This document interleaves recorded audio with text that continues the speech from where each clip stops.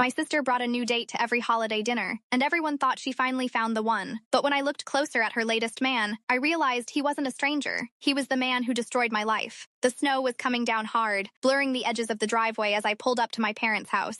It was Christmas Eve, the one day of the year I usually dreaded more than a root canal. I sat in the car for a second, the heater blowing lukewarm air against my frozen fingers. I took a deep breath. "You can do this, Elena," I whispered to myself. But deep down, I wasn't so sure, because I knew exactly what was waiting for me inside. My sister, Maya, and her date of the season. See, Maya had a tradition. Some people bake cookies. Some people caroled. Maya? She brought a brand new, high-stakes boyfriend to every single holiday dinner. Thanksgiving, Christmas, Easter. It didn't matter. She'd show up with a guy who looked like he'd stepped off a GQ cover, introduce him as her soulmate, and then dump him by New Year's. It was a performance. A calculated, high-budget production designed to make her the center of the universe. And me? I was just the stable sister, the one who showed up alone, or with the same sensible boyfriend I'd had for 3 years. I stepped out of the car, the cold biting through my coat. I walked up the porch steps. The lights were twinkling. Everything looked perfect, like a postcard, but I knew better. I opened the door and froze. The house smelled like cinnamon and roasted turkey. Laughter was coming from the living room, but it wasn't the laughter that stopped me. It was the man standing by the fireplace. He was tall, dark hair, sharp jawline. He was wearing a cashmere sweater that probably cost more than my car. He was holding a glass of scotch like he owned the room. Maya was draped over his arm, looking up at him like he was the sun, and she was a wilting flower. "Elena, you're finally here," my mom chirped, rushing over to take my coat. I didn't answer. I couldn't, because I recognized him. Not from a magazine, not from a movie. I recognized him from the worst night of my life. The man Maya was introducing as Julian, the love of her life, was the same man who had left me for dead on a rainy road in Chicago 6 years ago, and he was looking right at me, and he was smiling. "Nice to meet you, Elena," he said. His voice was smooth, like silk over a blade. "Maya told me so much about you." I felt the blood drain from my face. My heart wasn't just beating.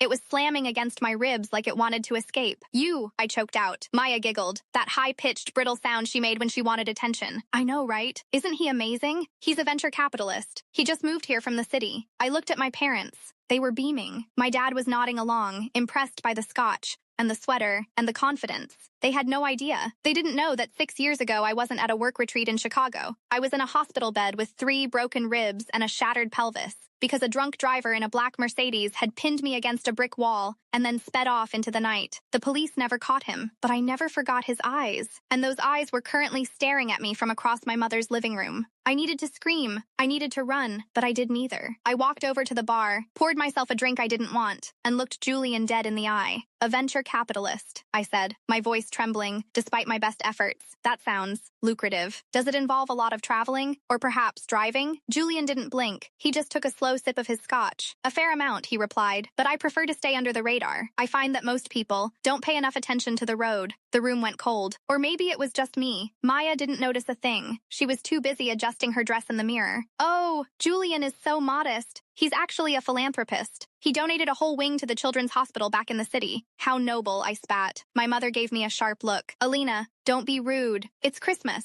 I wanted to laugh. I wanted to howl. Rude? My sister was dating a monster, and I was being rude? Dinner was a nightmare. I sat across from him. I watched him eat. I watched him charm my father. I watched him whisper secrets into Maya's ear that made her blush. It was a masterclass in manipulation. He knew I knew. That was the sickest part. He wasn't afraid. He was enjoying it. He was playing a game with me. Every time our eyes met, I saw a flicker of something dark, a challenge. "What are you going to do, Elena? Who's going to believe you?" I spent the whole meal trying to find a way to get Maya alone. I had to tell her. I had to warn her. Even if we didn't get along, she was my sister. I couldn't let her be with a man like that. Finally, after dessert, Maya went to the kitchen to help with the dishes. I followed her. "Maya," I hissed, grabbing her arm. She jumped, nearly dropping a plate. "Gosh, Elena, you're like a ghost." "What?" "You have to get him out of here," I said. "Now." Maya rolled her eyes. "Here we go. You're just jealous because for once, my date is more successful than your boring accountant boyfriend. This isn't about money, Maya. He's dangerous. 6 years ago, in Chicago, he's the one who hit me. He's the hit-and-run driver." Maya stared at me. For a second, I thought I saw a flash of doubt. Then, she started to laugh. Are you serious? Elena, that was years ago. You didn't even see the guy's face. You told the police you blacked out. I remember his eyes, Maya. I saw him right before the impact. It's him. I know it's him. You're delusional, she said, her voice turning cold. You've always tried to ruin things for me. Every time I'm happy, you find a way to make it about your drama. Julian is a good man. He's been nothing but kind to me. He's using you. He's using this family as a cover. Get out, Maya said. What? Get out of the kitchen. Get out of the house. You're ruining Christmas. I felt like I'd been slapped. I turned around to leave, and there he was. Julian. He was leaning against the doorframe, watching us. Is everything okay? He asked, his voice dripping with fake concern. Everything is fine, Maya said, her voice shaking with anger. Elena was just leaving. She's feeling unwell. Julian walked over to me. He stood so close I could smell the expensive cologne and the faint scent of copper. He leaned down and whispered into my ear. You should have stayed in the car, Elena. It's safer that way. I didn't wait for another word. I grabbed my coat and ran. I drove home in a trance.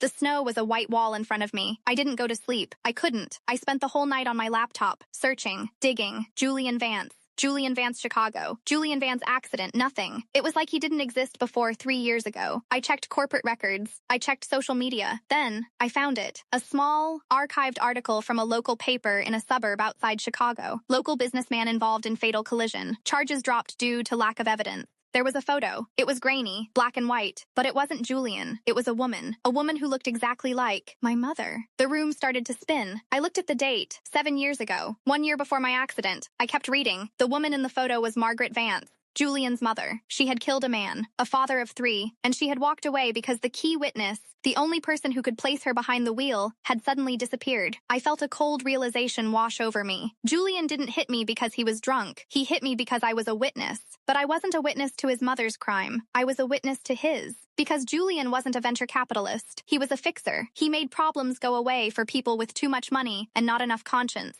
And 6 years ago, I had been a problem. I had been working as an intern for a law firm in Chicago. I had stumbled across a file I shouldn't have seen, a file detailing a series of donations made by the Vance family to various city officials. I had tried to take the file to the DA, and that's when the black Mercedes found me. But I had survived. And now, Julian was in my parents' house. He wasn't there for Maya. He was there to finish the job. I didn't call the police. I knew they wouldn't arrive in time. The snow was too deep, and Julian had friends in high places. I grabbed my keys. I grabbed my old camera, the one with the heavy telephoto lens. I drove back to my parents' house. I didn't park in the driveway. I parked a block away and walked through the woods, the snow crunching under my boots. I reached the edge of the property. The house was quiet. Most of the lights were off. I crept up to the side window, the one that led into my father's office. I looked inside. Julian was there, but he wasn't alone. My father was sitting at his desk. He looked old, tired, and he was handing Julian a stack of papers. Is this all of it? Julian asked. Everything I have, my father whispered. Please, just keep her out of this.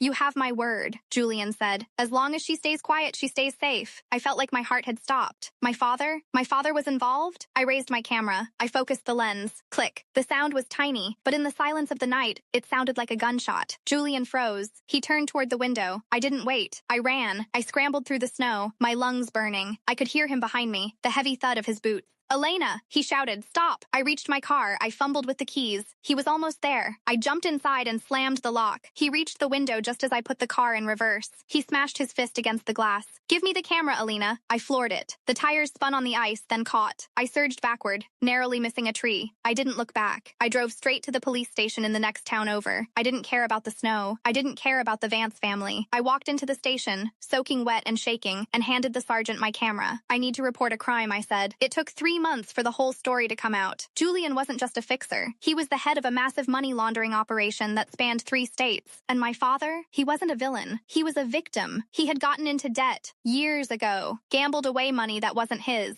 And Julian had bought that debt. He had been using my father's small accounting firm to move millions. The hit and run, that was Julian's way of making sure my father stayed in line. A warning, look what I can do to the people you love. He had brought Maya into it as the ultimate leverage. He had made her fall in love with him, so he could sit at our dinner table and remind my father every single holiday that he owned us. Maya didn't take it well. She went into a spiral. She couldn't handle the fact that her perfect man was a predator who had targeted her family. She hasn't spoken to me since the trial. My father is serving 5 years in a minimum security prison. He's thinner now, grayer, but he says he finally feels free. Julian disappeared before the warrants were even signed. They found his car at the airport. They found his apartment empty, but they never found him. Sometimes, when I'm driving at night and I see a pair of headlights in my rearview mirror, my heart still stops. I look at the driver. I look at the eyes. Because I know he's out there. And I know he's waiting for the next holiday. I thought that was the end of the nightmare. But then, this morning, I checked my mail. There was a small, white envelope. No return address. Inside was a single photograph. It was a picture of me, taken through a window. I was sitting at my kitchen table drinking coffee. On the back, in elegant looping script, were 5 words. See you at Easter, Elena. Powerful final ending line. Some secrets don't just haunt you. They wait for the perfect moment to come home for dinner. If you think your family holidays are stressful, imagine this. Subscribe for more true-to-life thrillers that will keep you looking over your shoulder.